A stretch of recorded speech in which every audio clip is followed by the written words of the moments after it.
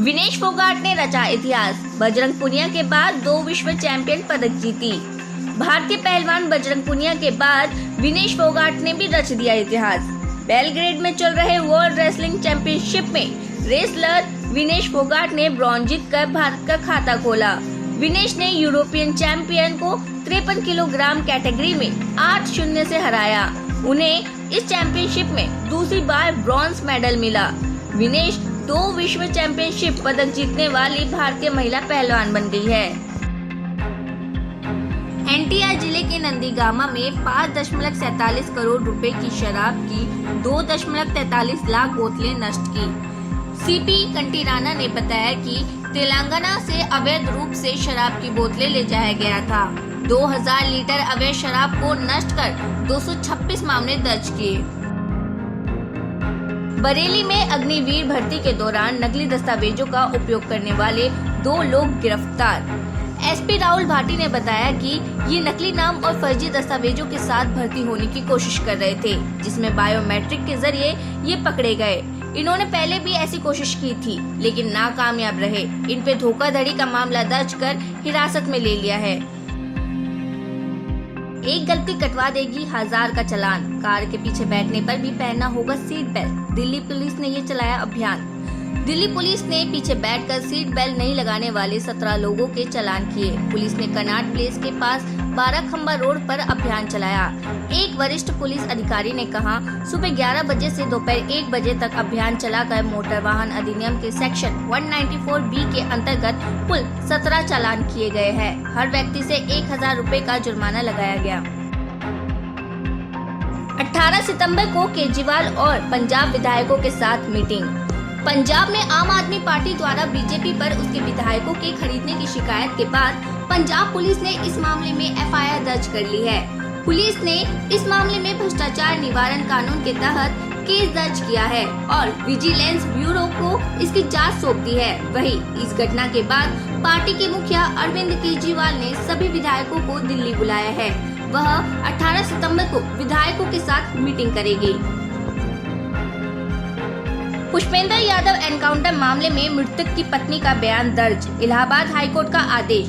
Allahabad high court ने झांसी के SSP को निर्देश दिया है कि साल 2019 में हुए पुष्पेंद्र यादव एनकाउंटर मामले में मृतक की पत्नी के बयान के आधार पर एक एफआईआर दर्ज की जाए।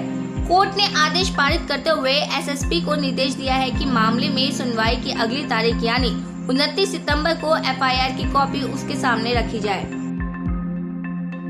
कोविड के बाद सहकारी सहयोग संगठन के नेता पहली बार आमने सामने की बैठक में शामिल हो रहे हैं। उज्बेकिस्तान में समरकंद में 14 से 16 सितंबर के बीच होने वाली इस बैठक में प्रधानमंत्री नरेंद्र मोदी स्थानीय समय अनुसार पहुंच सकते हैं। उज्बेकिस्तान में इंडिया क्लब ताशकंद ने उनके सम्मान में उज्बेक कारीगरों से एक खास कालीन बुनवाया है।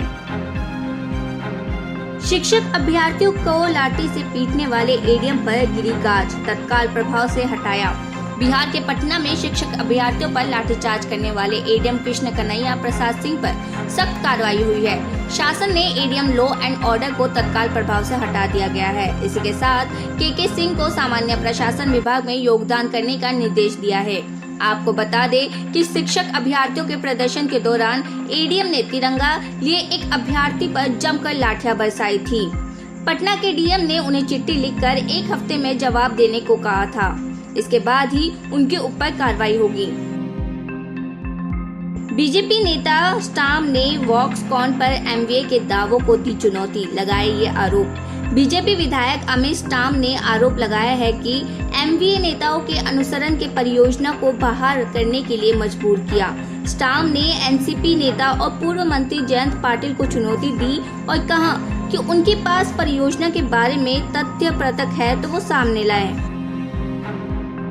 तट रक्षक बल और गुजरात एटीएस ने मछली पकड़ने वाली पाकिस्तानी नाव से 40 किलो ड्रग्स बरामद किए, 6 लोग गिरफ्तार। भारतीय तट रक्षक बल और गुजरात के आतंकवाद विरोधी दस्ते ने 200 करोड़ रुपए कीमत की 40 किलो ड्रग्स के साथ एक पाकिस्तानी नाव को पकड़ा।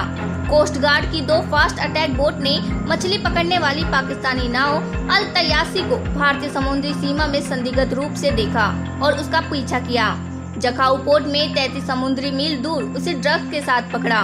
पूछताछ में पता चला कि इस ड्रग्स की डिलीवरी पंजाब में होनी थी।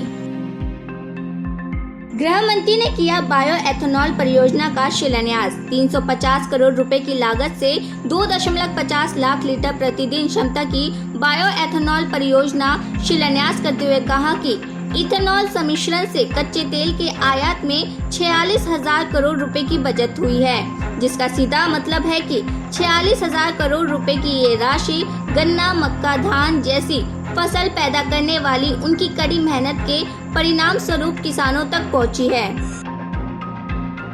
दुर्गा पूजा के बाद बीजेपी करेगी जेल भरो आंदोलन, ममता बनर्जी को दिया पलटवार।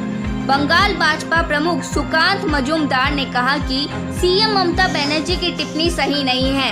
टीएमसी ने लोगों को हमारे अभियान में घुसपैठ कराया और हिंसा भड़काई। पुलिस ने भी इसे भड़काया और लोगों को रेलवे स्टेशनों पर रोका। हम दुर्गा पूजा के बाद जेल भरो आंदोलन शुरू करेंगे। पाकिस्तान से भारत पहुंचा सिख तीर्थयात्रियों का दल। जानकारी के अनुसार अटारी वाघा बॉर्डर पहुंचे सिख समुदायों के ये लोग पाकिस्तान के पेशावर और अन्य हिस्सों से है। प्रोटोकॉल अधिकारी अरुण पाल ने बताया कि इस दल में 48 सिख है। ये दिल्ली और उत्तराखंड के कई स्थानों पर भ्रमण करेंगे और 25 दिन बाद लौट जाएंगे।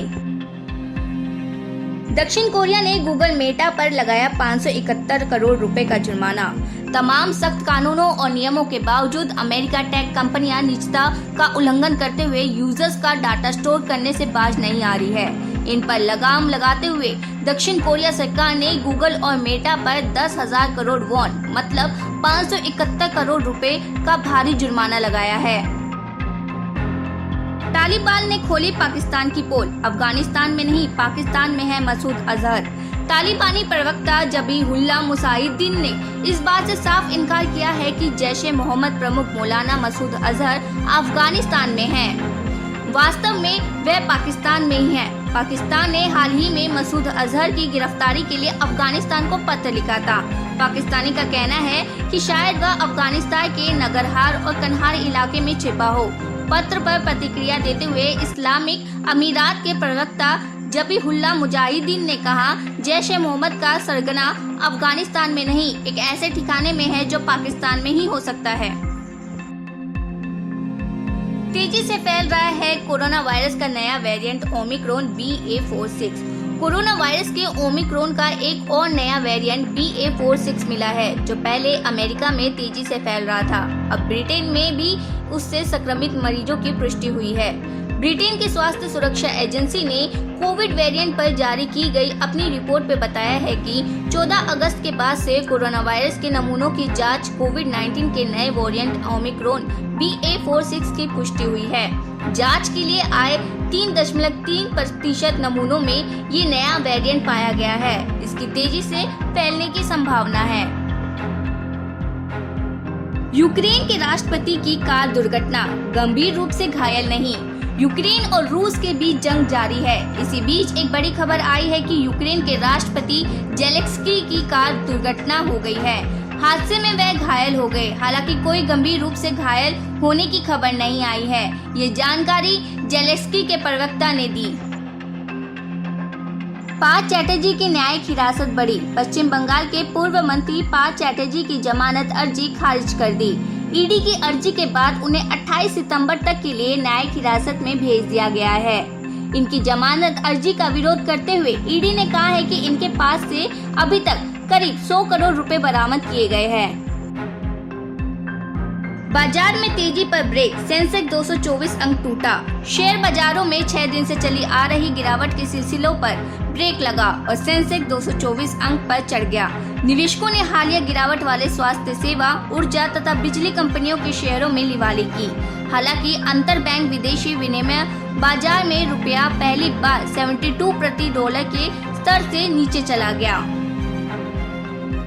जम्मू कठुआ में दिखा पाकिस्तानी ड्रोन, ऑपरेशन जारी। जम्मू के कठुआ के हीरानगर सेक्टर में पाकिस्तानी ड्रोन दिखा है। जवानों ने सर्च ऑपरेशन शुरू कर दिया है। बीती रात गांव वालों ने ड्रोन देखा था। ड्रोन देखने के बाद सुरक्षा बलों को सूचित किया, जिसके बाद इलाके में सर्च ऑपरेशन चलाया गया।